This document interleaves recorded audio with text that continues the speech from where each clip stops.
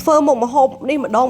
គឺដេញកូនដេញចៅចេញក្រៅផ្ទះឲ្យបងប្អូនដោយសារខ្លាចឆ្លក់ម្ទេសឆ្លក់ខ្ទឹមអញ្ចឹងណាដោយសារវារំលីងរៀងយូរដែរម្ហូបនេះគឺបុកប្រហុកប៉េងប៉ោះហើយប៉េងប៉ោះធម្មតាគេប្រើប៉េងប៉ោះមួយទៀតទេប៉ុន្តែខ្ញុំមានតែប៉េងប៉ោះ cherry ហ្នឹងខ្ញុំដាក់ប៉េងប៉ោះ cherry ហ្នឹងទៅហើយមុខម្ហូបនេះងាយស្រួលមែនតើបងប្អូនអត់មានគ្រឿងផ្សំអីច្រើនទេត្រូវការតែប្រហុកប៉េងប៉ោះខ្ទឹមម្ទេសអីហ្នឹងបានហើយប៉ុន្តែខ្ញុំលួចដាក់ត្រីឆ្អើរបន្តិចដើម្បីវាកាន់តែមានជាតិអញ្ចឹងណាហើយយើងបុកវាតិចអញ្ចឹងមកមិនបាច់ម៉ត់ពេកទេបងប្អូនហើយម្ហូបនេះយើងញ៉ាំបានជាមួយនឹងត្រីអណ្ដែងអាំងពងទាស្ងោរក៏ដូចជាសាច់ជ្រូកបំពងអីគឺញ៉ាំត្រូវគ្នាបងប្អូនហើយមេតិចល្ងាអញ្ចឹងម្ហូបហិលហោះអញ្ចឹងគឺបាយអស់ទាំងឆ្នាំងបងប្អូនហើយនេះខ្ញុំមានបន្លែផ្ទាប់ដែរ